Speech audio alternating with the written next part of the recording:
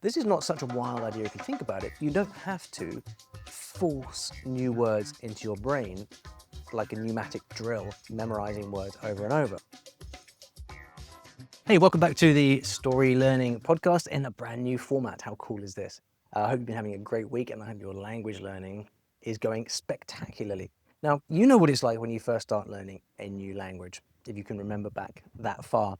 One of the biggest decisions you've got to make is what material you're going to use. And you are spoiled for choice these days. You have, of course, AI language apps, you have books in the bookstores, you have online courses, you've probably got 1,000,001 apps on your phone, you've got evening classes.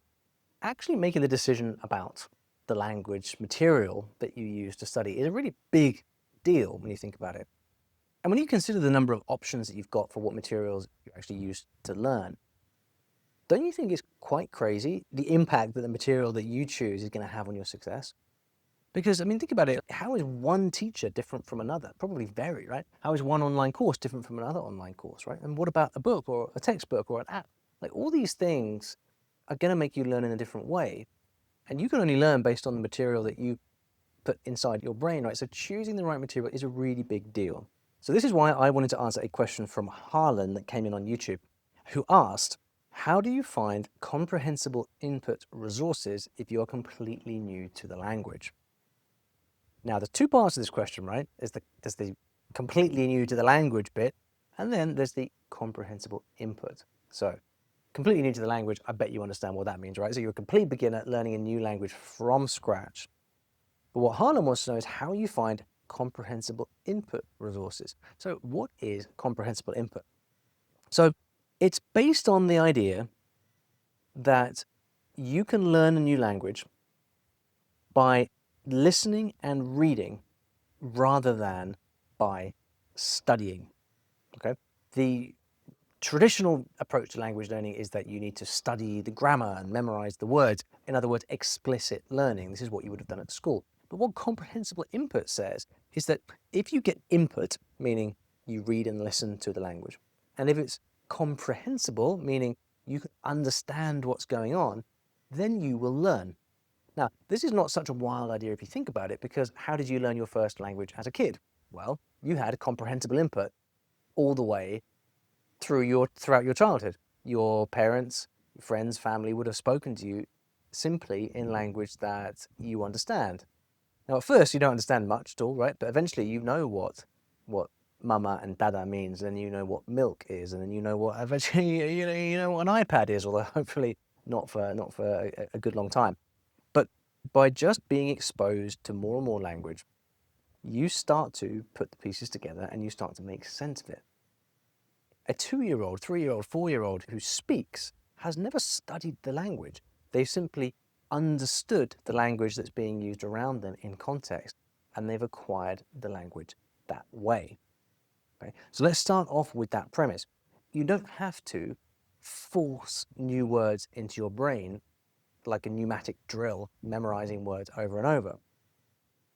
What you need is to be surrounded by stuff in that language that is comprehensible, meaning you can understand enough of it to make sense of it. And if you can understand it and make sense of it, then you will learn automatically all the bits that you don't quite get yet. Okay, so for example, if you read a paragraph in Spanish, well, here next to me on my sofa, I've got a book in Italian here. You can't see this if you're listening to the podcast, but you'll see this on the video. So let's say you're reading a book of short stories in Italian, and in one paragraph of this story, you understand everything except for one word. Now, if you understand the entire paragraph, you've got a lot of context. Most likely, you're going to be able to guess what that one word means, right? For example, if I say to you, I poured water into my cup from the, what am I going to say? It's going to be jug, isn't it? Or something like that.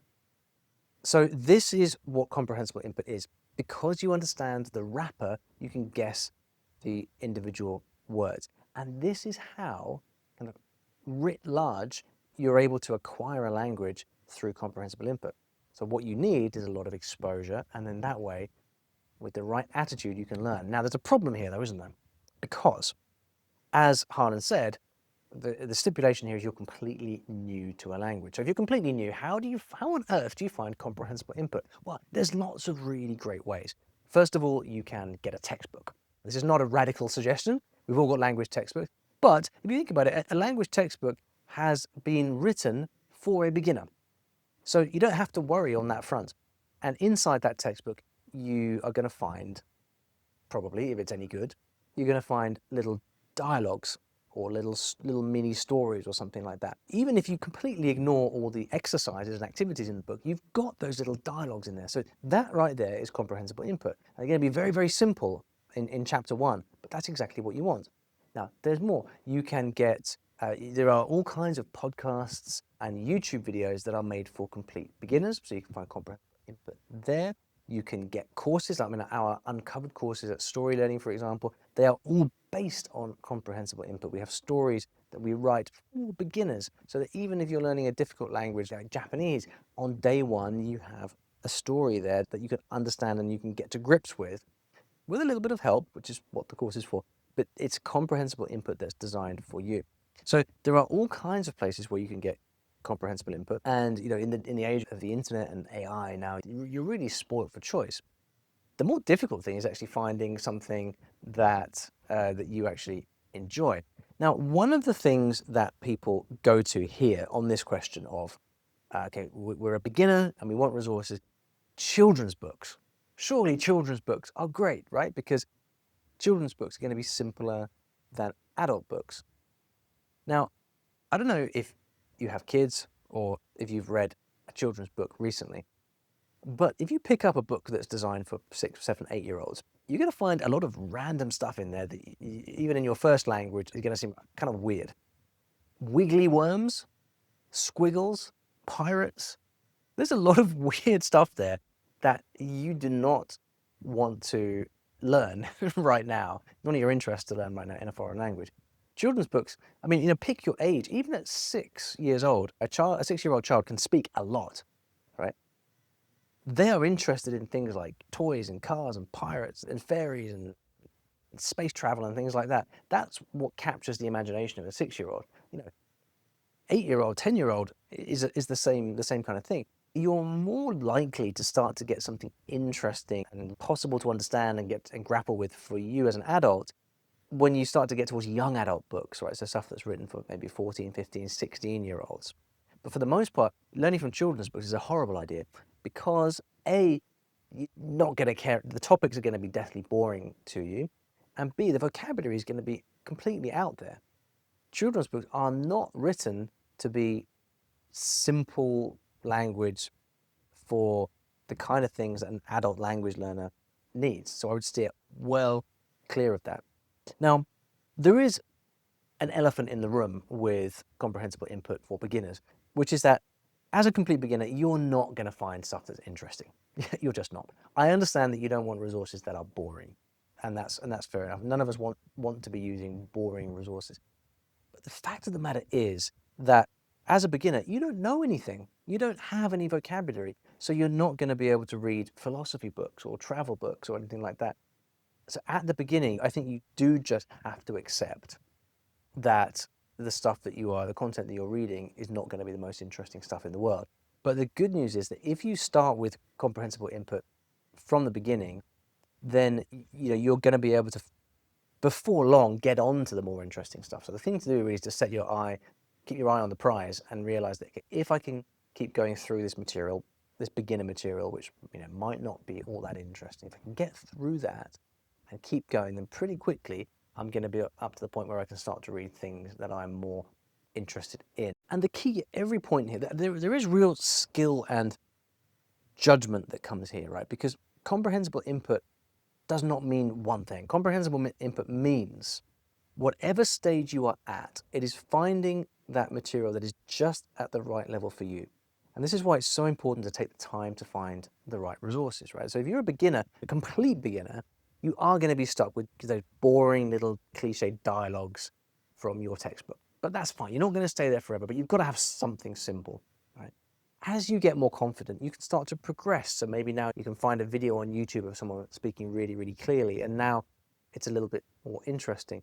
once you get to a kind of a pre-intermediate level, now you can start to read my books of short stories, because that's the level that they're written for. And the reason I covered this in an episode a few weeks back, the reason that I wrote these short stories to be the level that they are is because for me, this is the first level at which a story can be interesting. And you'll be the judge, but hopefully you'll find the stories in our books of short stories interesting and enjoyable to read. I don't think you could make it enjoyable if it was any lower in level, right? So you've got to build up to this. And then obviously once you get to the point that you can read my books in beginner and intermediate level, at that point you're ready to actually read books for native speakers, at which point the best genre to go for is self-help, because self-help tends to be very factual, it tends to be written in simple language, and it's quite easy and accessible. And then obviously you've also got podcasts that come with transcripts now with AI. Like almost every podcast, if they opt in for it, has automatic transcripts. So there is so much material, but it's the judgment. And the key thing for you as a learner, the key behavior here is to understand the time that you take to track down and find the right resources for you at the right level is going to be the most important time you spend. Because once you find that material that's really perfect for you, then you're going to be able to learn so much faster. It is the difference between you learning fast, quickly, and not. Now, there's going to be times when you have material which is compelling, meaning it's super interesting, but it's not comprehensible, meaning you just can't quite understand it. So in other words, you really love it, but it's a little bit too hard for you. How can you use that and actually squeeze some juice out of it? How can you make that useful? Well, the thing that I recommend is repetition. So I do this a lot with languages that I'm still learning, like Japanese, for example. I tend to watch TV series that are quite short, so 20, 30-minute episodes max. If I liked anime, I would probably watch it because it can be even shorter. I don't, and so I don't. But TV series that you find interesting that are conversational, casual, maybe 30 minutes long, the best way to process it is to watch it on repeat. So watch the same episode over and over and over again. If it's something that you like, you won't find it boring because you're going to be focusing on the language, right? Every time that you watch and re-watch something, you're going to pick up new details you didn't pick up before, and that is interesting. In the past, I've tried using software so there's this software called Language Reactor, which is really great. And you can watch Netflix and it gives you the translations and all of that stuff, and you can click on words and get. The problem with this stuff is it just slows you down so much that you go through an entire episode just looking up words, and before you know it, you spend 2 hours going through 10 minutes of TV, and it defeats the point. The point of input is to get as much of it as possible, not to study everything to the nth degree. And so when you do have this material that might be a little bit hard for you, but you really want to study it, the thing to do is repetition. Listen to it over and over and over again. Then your brain will get used to it and you'll pick up more from it each time. So once you've got that comprehensible input, so you've got something that you can read or listen to and it's at your level, then how should you actually process it? Well, let me read you the 6-step reading process from my book of short stories. Every book has got this front. And so step 1 is to simply look at the illustration that comes with the material, read the chapter title, and just ask yourself, what is this all about? Right? So this is about context setting. What images does this conjure up? What does this tell you? You want to just set the scene for yourself before diving in and reading the first word.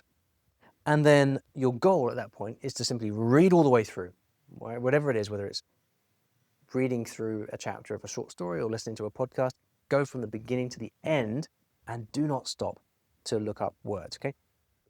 Don't worry the stuff you don't understand. Your goal is to get from the beginning all the way through to the end. Now, when you reach the end of the chapter, ask yourself, what did I just read? Summarize it to yourself. Ask what happened. This is you reacting and processing to the information. Then what you do is you go back and you read the same thing again, all the way through for the second time. And at this point, then, because you're going through it for the second time, it can make sense to pause, maybe focus on the details a little bit more if you want, but still, your goal is to get right all the way through to the end. And then when you've been through it twice, what you can now do is go back and start to look at specific vocabulary items. So what are some words that you saw popping up more than once? Words that pop up more than once are quite likely to be important, right? So at that point, you have permission to go back, maybe look up in the dictionary, or if you're on a device, you can tap the word and get the translation. Don't do this for every word. Just notice which words are coming up over and over again. Look up the translations for those. And then what that should do is unlock some meaning. So that word that you saw pop up over and over again that you weren't sure what it meant exactly, get clear on it by looking it up. And then what do? That's right. You go back through it and read it all over again for the third time with these new words unlocked. And that should give you a lot more understanding of the story. And then at that point, really what you can do is, if you want to, you can read and reread as many times as you want. And I often do that. I can read something 10, 20 times. I don't find it boring because I'm noticing new things each time. But when you get to the point where you've had enough, what you can do is simply move on. Don't start studying all the grammar, looking up every word. Simply move on, because what we're trying to do is to foster the discipline of actually reading or listening. Because when you do a lot of that, you get used to it, and that is how you end up getting really good at the language. So, if you're reading one of my books, then there's a lot of extra stuff in the stories that helps you with that, right? So we've got the chapter summaries, you've got the vocabulary list, but it's not necessary. You can do it without that. The key behavior really is understanding that the goal we want to get to is lots of reading, lots of listening. And so we start where we want to end up. So if you would like some help with that, you can download my free language goal planner. What this does is it helps you keep track of the resources that you're using. So if you found something that's really good for comprehensible input, you can write that down. That way you don't forget about it. And it also helps you stay consistent and track your progress. There's a lot of kind of useful stuff there. You can download the language goal planner in the link in the description. Thank you for listening, and I'll see you back in the next episode of the StoryLearning podcast.